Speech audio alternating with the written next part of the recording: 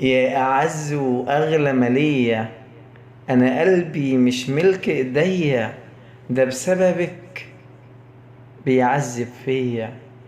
يا سكن قلبي وكياني، طب نظرة واحدة ولو ثواني، نظرتك بتلخبط كياني، ضحكتك بتنور الدنيا علشاني.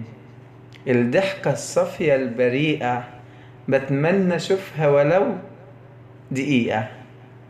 بحبك، بحبك، وحبي ليكي في الحقيقة ما يتوصفش بأي طريقة. بحبك، بحبك حب خارج عن إرادتي، واحزن قوي لو لحظة انكسرتي.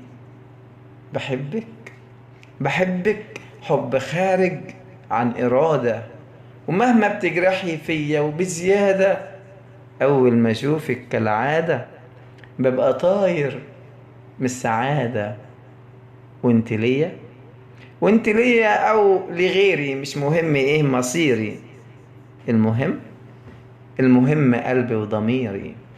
صعب ينسوا أيام زمان وقلبك المليان حنان، والكلام بين العيون صعب نغدر أو نخون. ومهما يحصل، ومهما يحصل أو يكون في سبيل حب ليكي، عمري كله، عمري كله أكيد يهون.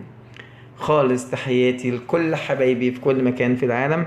أتمنى من كل حبايبي في كل مكان ما ينسوش دعمهم لينا بالاشتراك في القناة وتفعيل الجرس علشان يوصلهم كل جديد.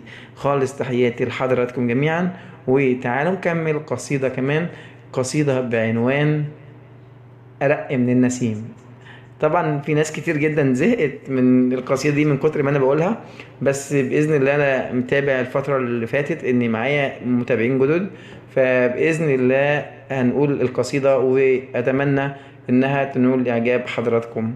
القصيدة بقول فيها: يا أرق من النسيم وأغلى من الهوى، قلبك لو بات حزين ده أنا قلبي بيتكوى، دي العيشة بتبقى جحيم وبدور عالدوا.